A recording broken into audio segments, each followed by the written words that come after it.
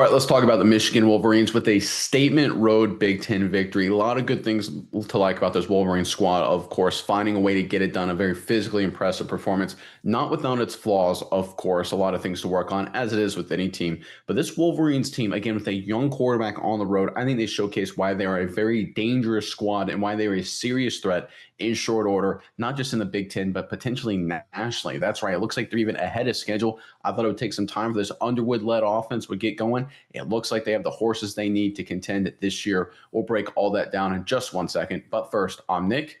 That is Andrew, and this is Saturday Morning Inspection.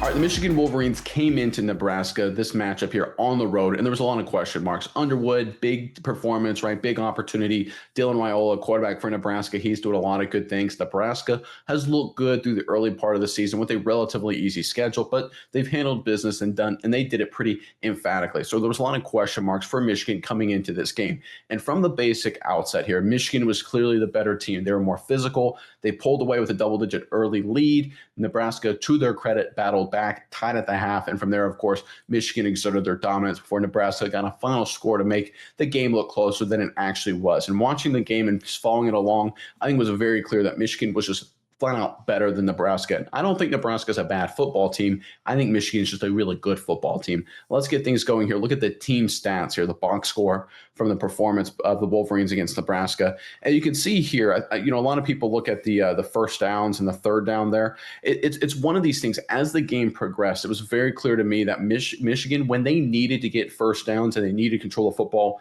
they could. And when Nebraska needed to do that, they could not. A lot of Nebraska's first down, a lot of your yardage, if I'm being totally honest, that happened that final drive of the game right before, of course, the onside kick attempt.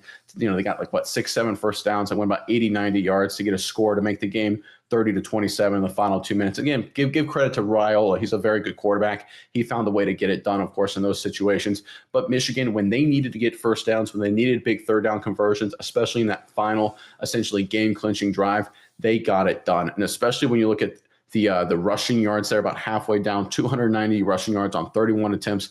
Big plays across the board, 3 rushing touchdowns from 3 different players of 35 plus. But it wasn't just the big plays, like I mentioned before. It was that final drive exerting their will. And that's what the Harbaugh championship teams had the ability to do. Yeah, they could, the big runs. Again, the Dylan Edwards 80-yard touchdown run, or Corum would get involved every once in a while, or maybe McCarthy would pull it, get a big one. We saw that same kind of vibe, of course, against Nebraska on Saturday. But we also saw Michigan exerting their will and burying the defense when it came time to do it. Nebraska was selling out against the run. They said, listen, we're throwing everything. We got to get a stop. We've got to get off the field. And Nebraska simply couldn't because Michigan was flat out more physical. They were better coached, and they executed on the road, no less, right? That's a huge thing to consider. Not an easy place to play, Memorial Stadium for Nebraska. And the Wolverines, they got it done, and they got it done emphatically. And here's the beautiful part about it. Because of the big plays, and that's what that final row there you can see on the screen. If you look at the time of possession, because of big plays, Michigan's offense wasn't on the field a whole lot, right? They actually lost the time of possession battle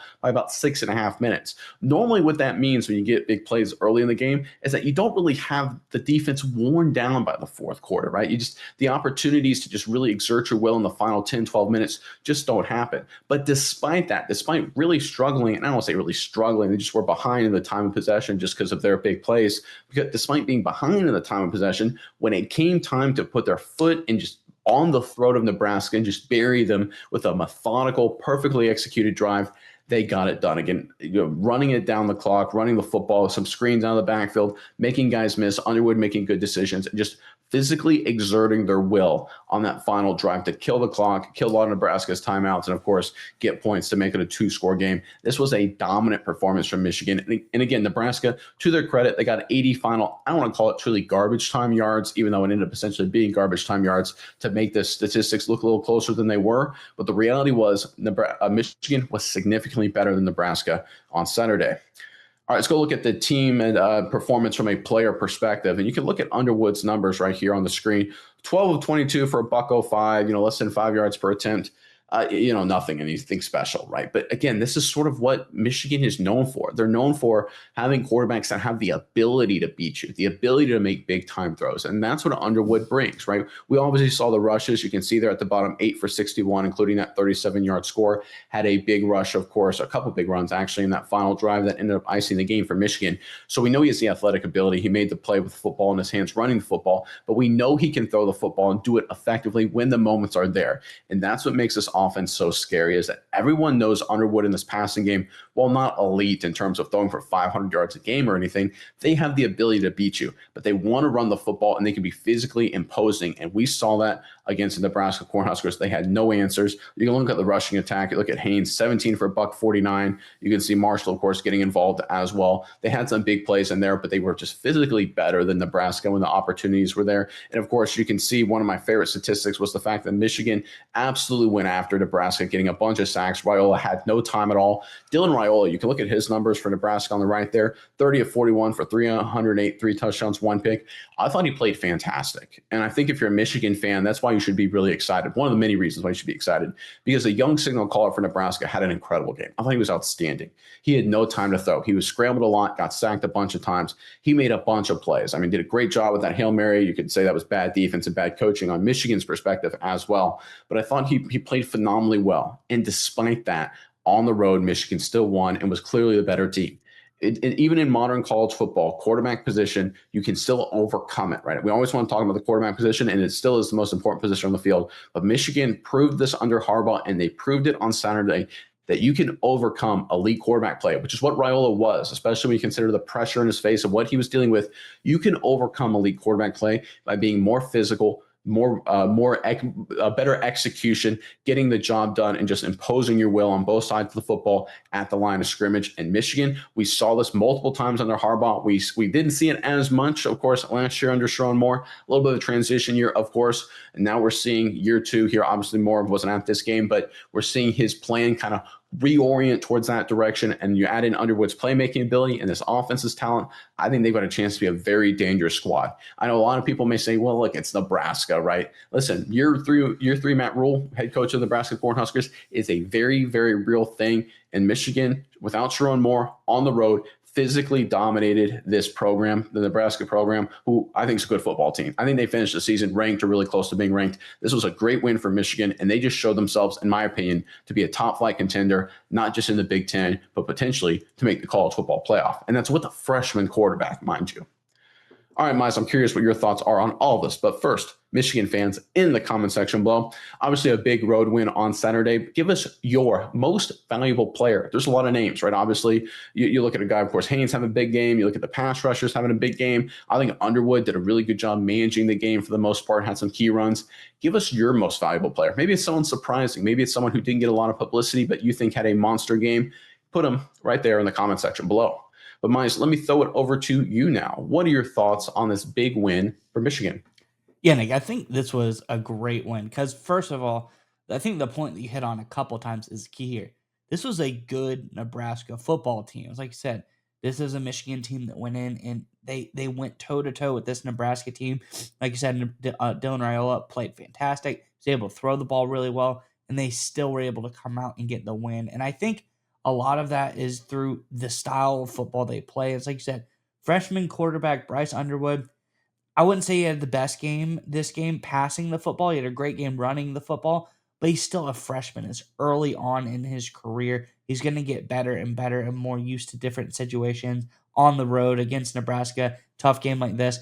It's tough for anybody to do it. But I think the key here, and it's like you said, he doesn't have to be an elite passer right now. He is. He has the arm talent. He has the ability to do it, but he doesn't have to carry this team on his back right now, especially because of this rushing attack. And if you look at something really interesting, I have one graphic I want to bring up here about some of the best running backs in the country right now. You look, number 3 in the country, Justice Haynes. What a great pickup that was for the Wolverines this season. Ranked 3rd, 537 yards, 8.1 yards per carry, which is ridiculous. That's crazy. When you have 66 attempts to have 8.1 yards per carry, absolutely bonkers. 6 touchdowns.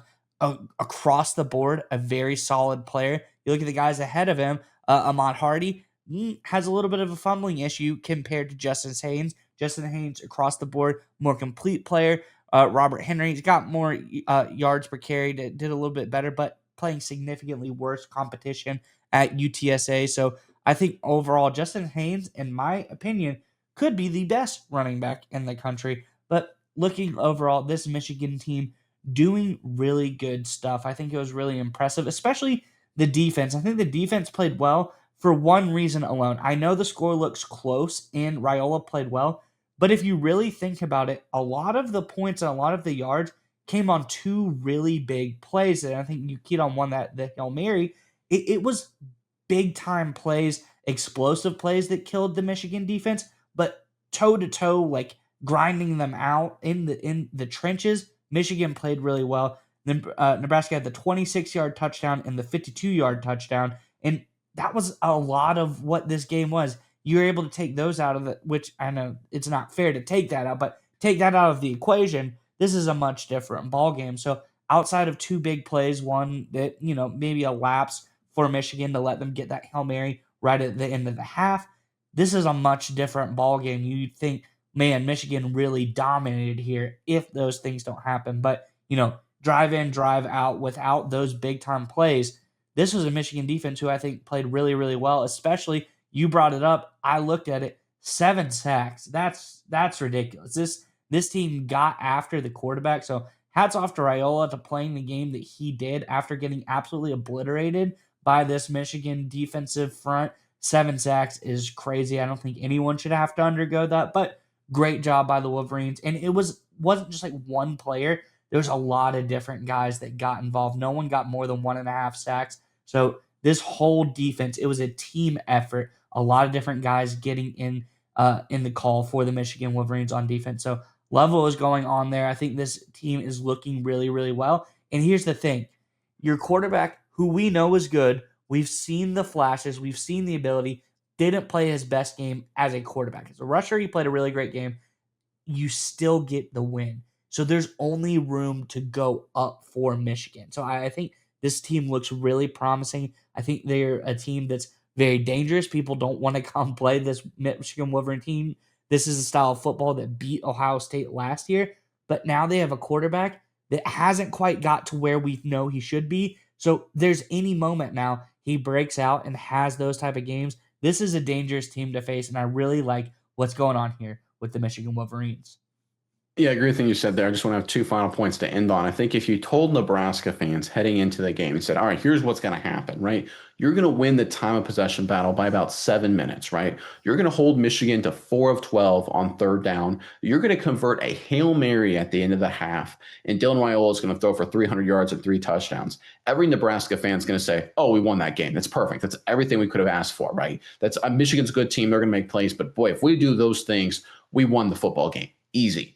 And obviously, they didn't win the football game. In fact, they were physically dominated. They trailed basically the vast majority of the game. They either trailed or tied, or honestly, they spent a lot of time down by double digits, right? So this speaks, I think, to how good Michigan really is that Nebraska got a lot of things to go their way that they needed to go their way. Time of possession. Raiola, 300 yards, 3 touchdowns. They got a break with the Hail Mary situation, right? We, of course, remember roughing the punter or that gave them, or that unsportsmanlike conduct, that gave them a free first down in one of those situations. So, again, this is one of those things where Nebraska got the breaks. Their quarterback played great, and they still lost. And honestly, it was a much bigger game than the score would indicate. And just one final point to end on here. I want to talk about Michigan's mental toughness, right? It's because going on the road and without your head coach and winning, that's great enough, right? That shows mental toughness. But I love the fact that every single time Nebraska kind of got in the game a little bit, got a little bit of momentum, right? Michigan 10-0. Nebraska makes it 10-10 with one of the big plays you mentioned. What do they do? Very next play from scrimmage, long touchdown run, up 17-10.